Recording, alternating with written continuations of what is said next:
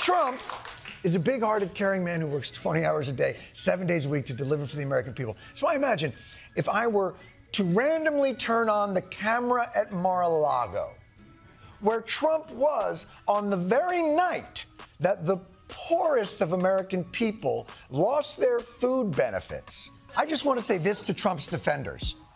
You don't have to bend over backwards trying to make Trump's authoritarian power grabs seem like the rule of law. He does not give a anymore. We were prepared for all scenarios, and each one of those scenarios, it was, how is Donald Trump going to finagle his way back into the way? How is he going to use undemocratic principles? What measure of intimidation and underhanded shenaniganery? We told you that Donald Trump's dark past would surface. We told you he could run, but he could not hide. Now, new Epstein documents are surfacing on Monday night. They're very, very, very concerning. I want to share them with you, and I want to share with you the sequence of what went down yesterday. So earlier in the day, Democratic Congress member Ro Khanna stated that he had heard that the DOJ would be producing another batch of Epstein files in the afternoon. Jon Stewart destroys Donald Trump. Every brutal roast that left Trump humiliated. You know what's wild? There's this comedian who's been absolutely demolishing Donald Trump for over a decade now, and I'm talking about some of the most savage, most brutal political roasts you'll ever see on television. We're talking about Jon Stewart, the guy who literally got under Trump's skin so badly that Trump sent him a furious tweet at 1:30 in the morning calling him a pussy. Mr. President, I have a question about Venezuela, but can I just first ask, the health of the president's always news. Your voice sounds a little rough. Are you feeling all right? I feel great. I was shouting at people because they were stupid about something having to do with trade in a country, and I straightened it out. But I blew my stack at these people. MAGA is losing their shit right now. They cannot believe what they're seeing. Trump is lying? Dismissing reasonable concerns as bad faith whining? Attacking anyone who disagrees? Well, as a resident of Blue America, can I just say right now to my red colleagues that my pronouns are, how does, and my ass taste. People waited for the afternoon, and those files were not produced. So we at the Midas Touch Network entered a search term to look for data set 8 using the prior search formats and constructs, even though it wasn't on the DOJ website. And sure enough, that actually opened up a website for data set 8, even though it was not posted on the DOJ website. So at the Midas Touch Network, we quickly downloaded everything on data set 8. It was tens of thousands of documents still. Yeah, that actually happened. And if you stick around, I'm going to walk you through every single epic moment because this story just keeps getting better. But before we dive into this epic saga, make sure you hit that subscribe button and turn on notifications. We're USA Press, bringing you the real stories behind the headlines that mainstream media won't touch. Now, let's get into it. The birth of Fuckface Von Clownstick. We need to start with what might be the greatest Twitter war in political history. The legendary 2013 battle that gave birth to one of the most iconic insults ever hurled at Donald Trump. Spent 2 months riling up your base that our country had literally been stolen from them through fraudulent means, that you could never even get a whiff of in a court of law, and let yourself just abuse them. You pressed on, you abused their trust. You showed up for a speech. You fucking tweeted, join me on January 6th. It will be wild. But suddenly now, I was just a hired magician, did a bar mitzvah. I didn't do anything. I showed up with a hat and a rabbit, and then the whole party went out of control.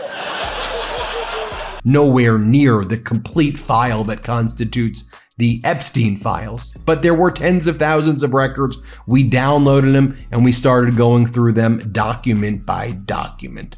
Some of these documents raise a lot of serious questions, and the fact that it was not posted on the DOJ website also raised some red flags. Then later in the evening on Monday night, the DOJ posted Set 8, Now, some of these documents that we uncovered that I say raise these concerns, these red flags, were moved. Still there, but the document numbers were shifted, and so you had to go and re-examine them. Picture this. It's April 2013. Jon Stewart is hosting The Daily Show, minding his own business, probably roasting some politician like he does every night. And then, out of absolutely nowhere, Donald Trump, who at this point is just a reality TV star and real estate mogul, decides to come after him on Twitter. Trump tweets, "I promise you that I'm much smarter than Jonathan Leibowitz, I mean Jon Stewart," who, by the way, is totally overrated. Now, you might be wondering, why is Trump calling him Jonathan Leibowitz? That's Stewart's birth name. He changed it years ago due to a complicated relationship with his father. Yes, after years of anticipation, the first criminal trial of a former president has begun, and by all accounts, it is absolutely riveting. 40 minutes ago, you wrote an observation that I was very surprised. Trump appears to be sleeping.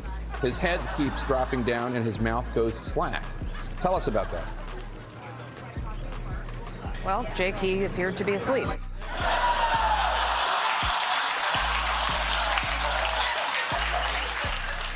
To determine where they were. So it also raises some serious questions. Why were they manipulating and changing the document numbers on these pages within a matter of hours? And what else might they be covering up?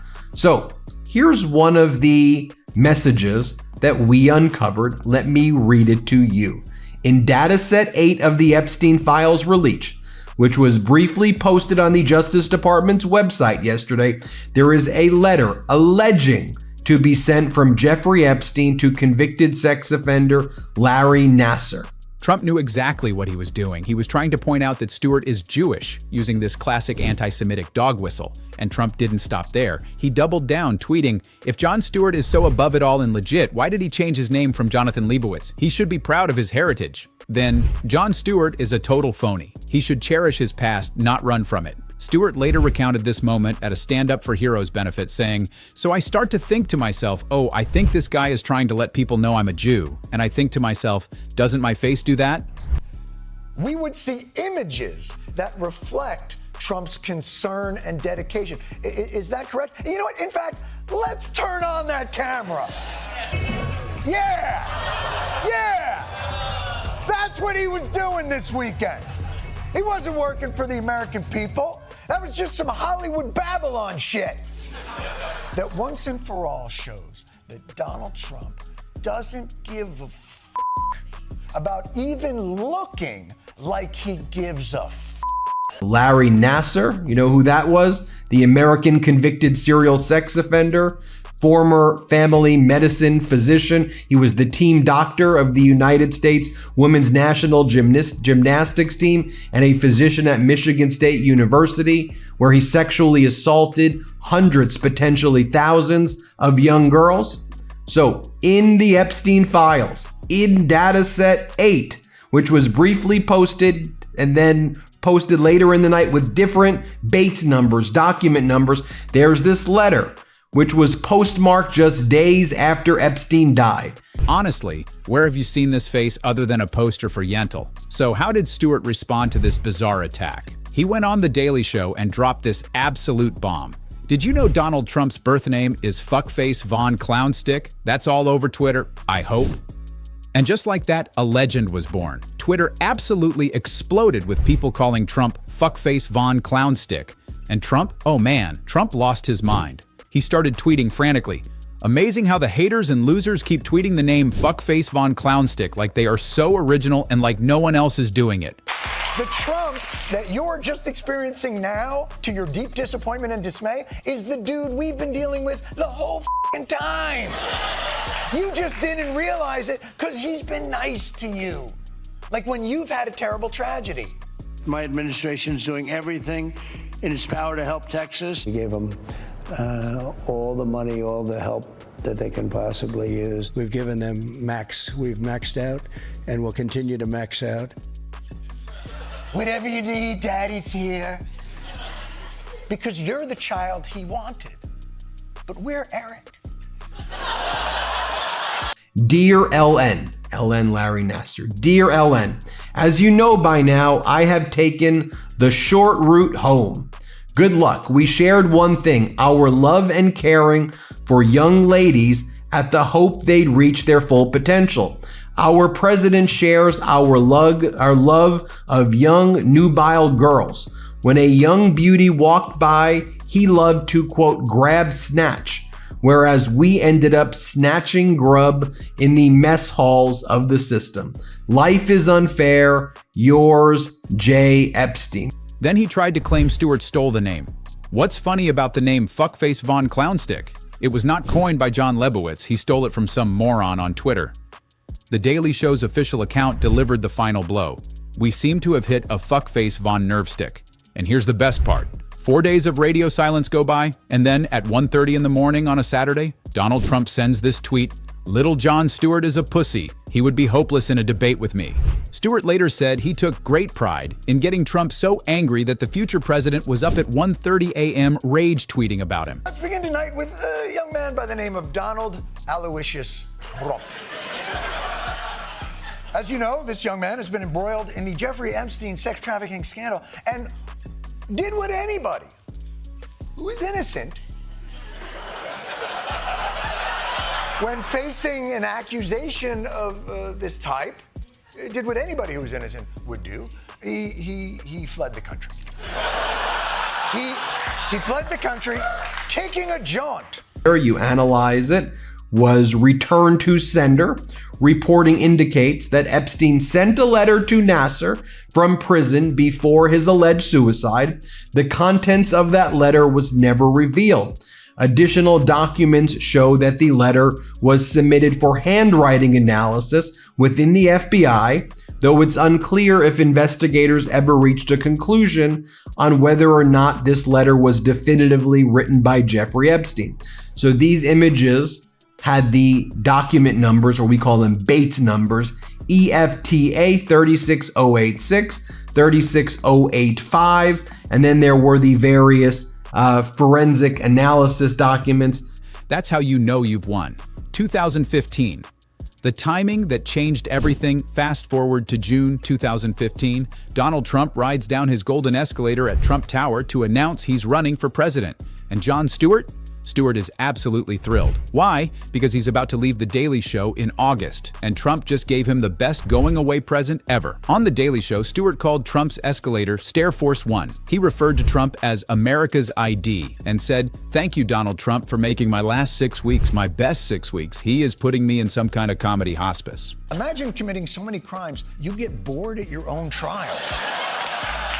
Move on to the good stuff. Now, in case you've lost track, this is the trial where Trump allegedly paid hush money to an adult film star that he slept with and then allegedly falsified business records to cover it up, or as Trump would put it. This is political persecution. This is a persecution like never before. Nobody's ever seen anything like it. And again, it's a case that should have never been brought. It's an assault on America.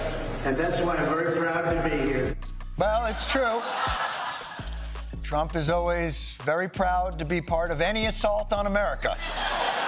In addition to that, there was another document that we uncovered that I want to share with you, which raises a lot of red flags. Here it is right here. You'll see the document number EFT 29798.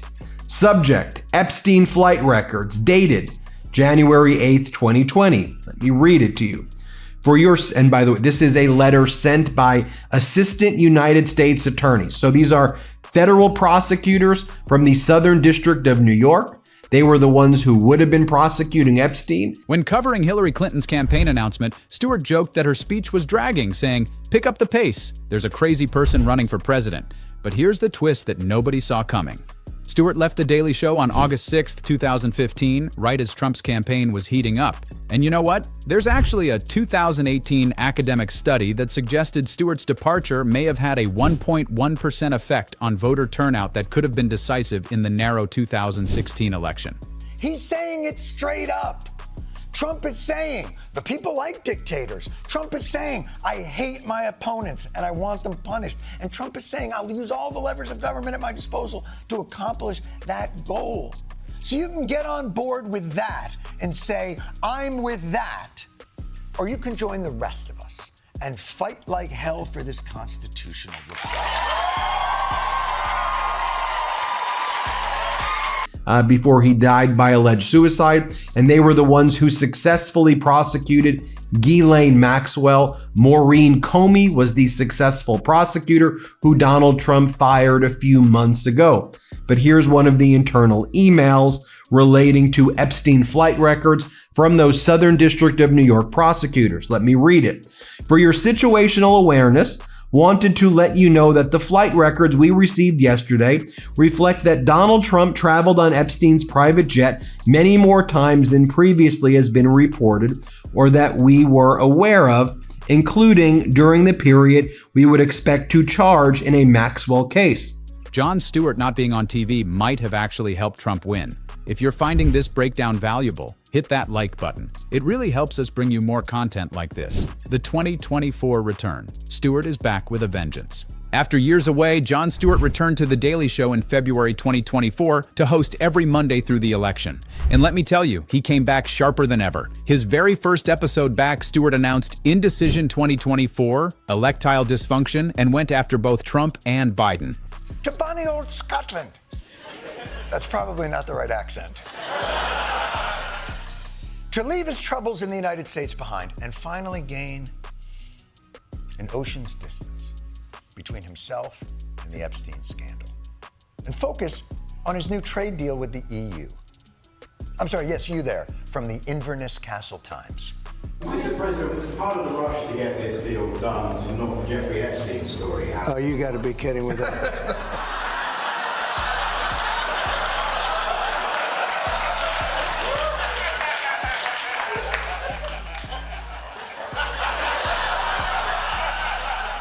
That first letter that purports to be from Epstein to Larry Nassar, that was sent here. Pull it up right here. Look at the date, August 13th of 2019. And that was postmarked a few days actually after Epstein died. But we've heard about the potential existence of a letter like that before, and this idea that Epstein may have sent a letter and it may have been rejected and sent back after he died. He showed clips of Trump and his family being deposed and not remembering basic facts, then said, it turns out that the leading cause of early onset dementia is being deposed. In March 2024, Stewart absolutely destroyed Trump's attempt to brand migrant crime. Trump kept flip-flopping, saying, I call it migrant crime. Let's just call it migrant crime. Then at a rally, Trump had this brilliant idea.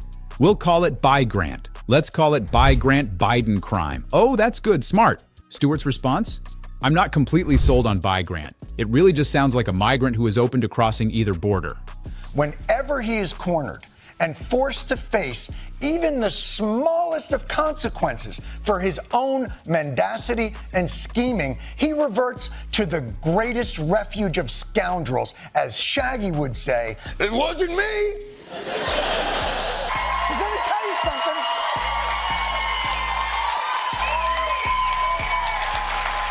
Let me tell you something. Hold on. It is a form of representational government worth preserving and defending.